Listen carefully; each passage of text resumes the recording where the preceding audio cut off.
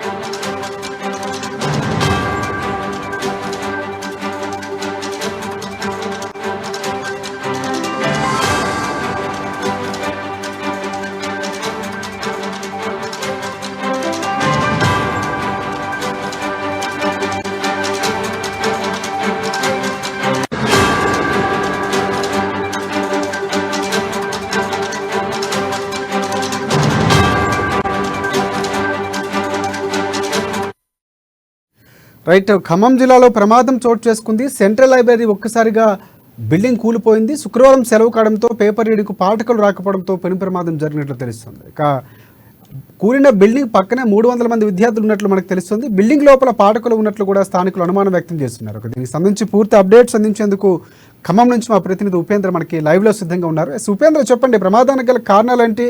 ప్రధానంగా దీనికి సంబంధించి చర్యలు చేపడుతున్నటువంటి పరిస్థితి, అప్డేట్స్ ఏంటి? శేఖర్, బిల్డింగ్ సంబంధించి ఒక్కసారిగా కుప్పకూలిపోవడంతో విద్యార్థులు ఒకేసారి భయభ్రాంతులతో ఆ పరిసరాల ప్రాంతాల నుంచి పరుగులెత్తినట్టు సందర్భం కూడా కనబడతా ఉంది.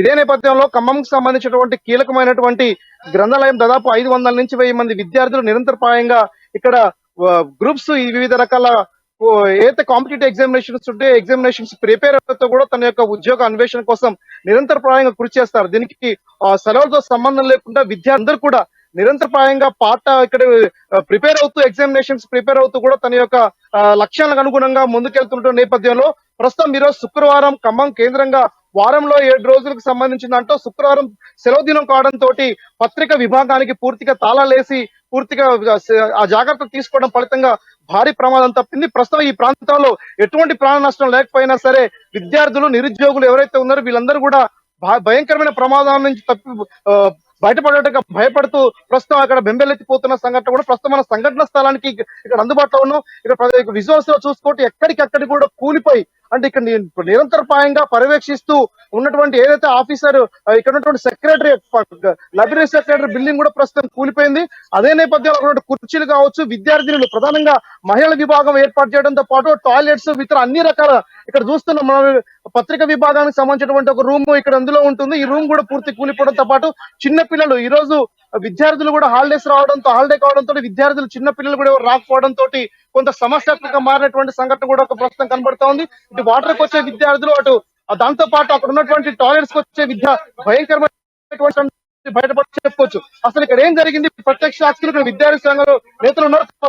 మాట్లాడడానికి విద్యార్థి సంఘ నేతలు చెప్పండి, వెంకటేష్, ఏం జరిగింది, ఇక్కడ ఏం డిమాండ్ చేస్తున్నారు మీరు? ఈరోజు 10 గంటల సమయంలో దుబ్బుకున్న ఒక పెద్ద బాంబు బ్లాస్ట్ అయితే ఏ విధంగా వస్తుందో ఆ విధమైన సౌండ్ రావడం నిరుద్యోగులు కావచ్చు, చుట్టుపక్కల ఉన్నటువంటి ప్రజలు కావచ్చు ఒక్కసారి భయపడుతున్న పరిస్థితి ఉంది. ఏంటని చూసేసరికి లైబ్రరీ బిల్డింగ్, పాత బిల్డింగ్ ఏదైతుందో ఆ బిల్డింగ్ కూలిపోయిన పరిస్థితి కనిపిస్తుంది. 1950 కన్స్ట్రక్షన్ చేశారు.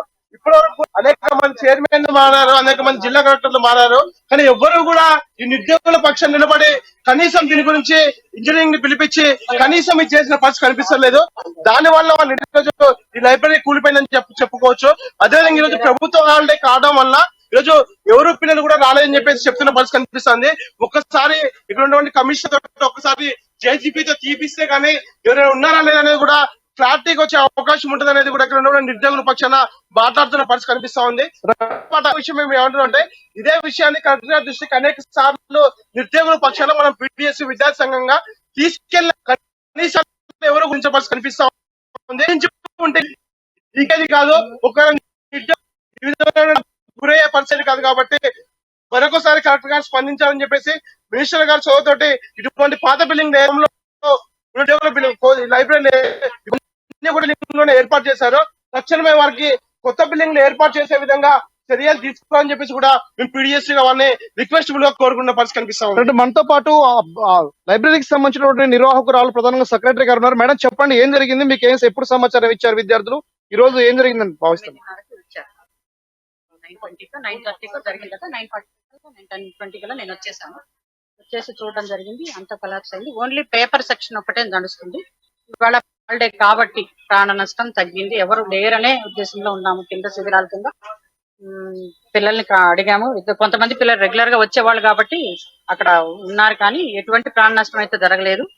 ఇది మా పక్కన అడ్మినిస్ట్రేషన్ ఆఫీస్ కూడా నడుస్తుంది, దానికైతే ఏం జరగలేదు. ఇది ఒకటే కొలాప్స్ అవ్వడం జరిగింది. ఈ బిల్డింగ్ ఎప్పుడు నిర్మించారు మేడం? 1950లో నిర్మించారు. వెంటనే మేము మా చైర్మన్ గారికి ఇన్ఫార్మ్ చేశాం. సార్ కూడా వచ్చారు, చూసారు. మున్సిపాలిటీ వాళ్ళకి కూడా ఇన్ఫార్మ్ చేశాము. వస్తున్నారు, శిథిలాలు అయితే తీసేస్తారు 5-10 నిమిషాలు. ఈ శిథిలావస్థలో మీకు గుర్తించి పై అధికారులకు మీ సమాచారం అందించారు. వెంటనే మన గారు స్పందించి వెంటనే వచ్చారు. 5 వచ్చేసారు సార్. వచ్చి చూసి మున్సిపాలిటీ వాళ్ళకి కూడా వచ్చారు. ఇప్పుడు అన్ని కాంటాక్ట్ చేస్తూనే మనం మరో ప్రత్యక్ష సాక్షి ఉన్నారు. చెప్పండి, ఇక్కడ విద్యార్థి ప్రిపేర్ అవుతున్నారు చాలా కాలం నుంచి. చెప్పండి, ఏం జరిగింది అసలు ఇక్కడ? సార్ ఇక్కడ 9:40కి బిల్డింగ్ పడిపోయింది. పక్కలుగా ఊడిపోతుంటే మేము ఇక్కడ ఉన్న స్టాఫ్ కూడా తెలియజేశాము. మేము ఇది 2 పడిపోతుంది. ఇది రాత్రి 8 గంటలకు కూడా మా చైర్మన్ గారు నేను దర్శించడం జరిగింది. మార్నింగ్ ఇవన్నీ షిఫ్ట్ చేసి అక్కడి నుంచి షిఫ్ట్ చేసి చేద్దామని డిసైడ్ అయ్యాము. అంటే ముందే తెలుసా మేడం కూలిపోతుందని? సార్ వచ్చారు, సార్ కొత్తగా జాయిన్ అయ్యారంటే 3 days నుంచి తిరుగుతూనే ఉన్నారు. సార్ కూడా అంతా అబ్జర్వ్ చేస్తున్నారు. ఇదంతా మున్సిపాలిటీకి చెప్పి, మున్సిపల్ కమిషనర్ గారు చెప్పి రిపేర్ చేయిద్దామని రాత్రి 8 గంటలకు మాట్లాడారు. మార్నింగ్ అనుకోని విధంగా లేదు. మీరు చెప్పండి, ఏం జరిగింది? మీరు ఇక్కడ ప్రిపేర్ అవుతున్న విద్యార్థి? అవును సార్, ఇక్కడే నేను 3 సంవత్సరాలు ప్రతి ఒక్కటి లైబ్రరీలో ఏం జరిగేది దానికి ముందుగా స్పందించేది మేమే. ఒక 10 మంది దాకా ఉంటాం. మా బ్యాచ్ లో కూడా చాలా మంది లైబ్రరీ నమ్ముకుని జాబ్ కొట్టారు.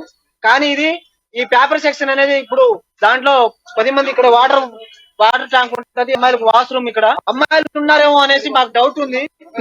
పక్కనే రోజు మాట్లాడుకునే స్టేజ్ అదేప్పుడు మేము మొన్న తెలియజేస్తే వాళ్ళు కనీసం పట్టించుకోలేదు. మన పక్కన గారు ఆయన వచ్చి దాని గురించి పట్టించుకోలేదు. మేము కూడా గవర్నమెంట్ చేసేవాళ్ళం కాబట్టి ఎవరో మా పిల్లలు మా ఇద్దరు తెలియజేసాం, మారు పట్టించుకోవట్లేదు. ఇక్కడ వచ్చారు దాదాపు 3-4 గంటలైంది, ఇప్పుడు దాకా వచ్చే పరిస్థితి లేదు సార్ ఇక్కడ.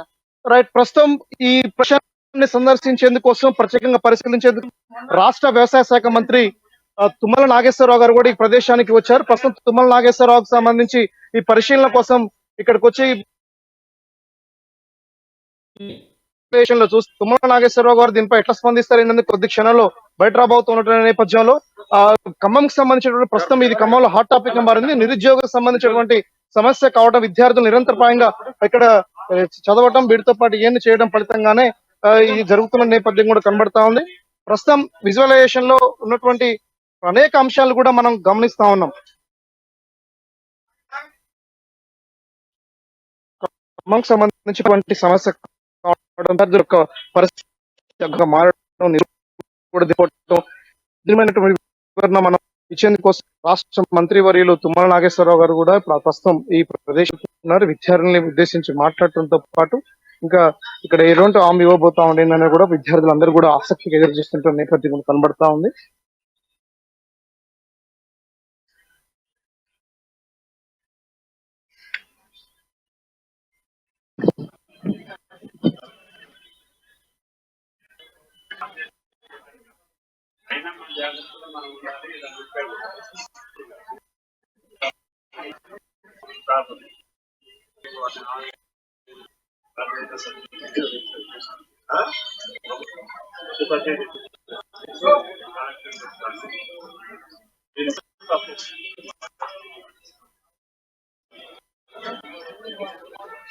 మంత్రివర్యులు తుమ్మల నాగేశ్వరరావు గారు ప్రస్తుతం సెక్రటరీ గారితో కీలకమైన అంశాలు డిస్కస్ చేస్తా ఉన్నారు. ఇదే నేపథ్యంలో ఖమ్మంకి సంబంధించినటువంటి జిల్లా కలెక్టర్ తో మాట్లాడి ఎన్డీఆర్ కూడా పరిశీలించి ప్రమాదం గల కారణాలు ఏంటని కూడా పూర్తిగా విచారణ జరిపించాలని చెప్పేసి అని కూడా తుమ్మల నాగేశ్వరరావు గారు అక్కడ ఉన్నటువంటి బాధ్యులతో చెప్తున్న విషయాలు మనం ఏదేమైనా ఖమ్మంకి సంబంధించి నగరంలో ఇలాంటి ఘటన జరగడం అనేది ఒకసారి ప్రస్తుతం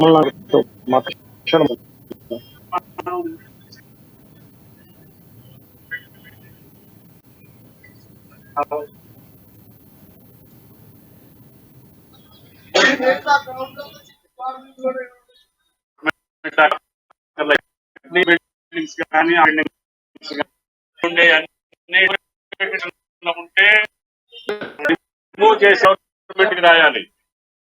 నీ గవర్నమెంట్ పర్మిషన్ రావాలి అని అంటే ఇటువంటివి జరుగుతుంటాయి. అది కరెక్ట్ కాదు.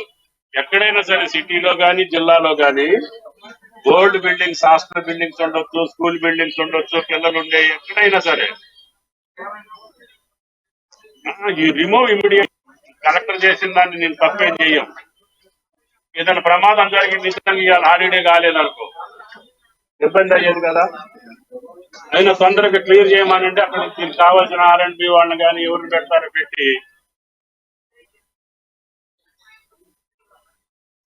అసలు ఇప్పుడు ఇక్కడ కాకుండా మార్చేద్దాం దీన్ని. ప్లేసే మార్చేసి ఈ పాత మున్సిపల్ బిల్డింగ్ ఉంది కదా, హెరిటేజ్ బిల్డింగ్, అది అందుబాటులో ఉండి అది విశాలంగా ఉండి మంచిగా ఉంది అనుకుంటే పిల్లల యొక్క ఈ PDS వాళ్ళు ఉంటారు, NSG ఇటువంటి వాళ్ళు అందరూ కూర్చోబెట్టి ఆడ సలహా తీసుకొని చేయాలి అందరికి అందుబాటులో ఉండేటట్టుగా.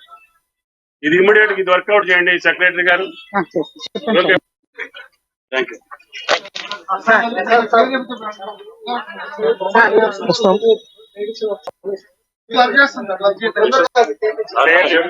ముందు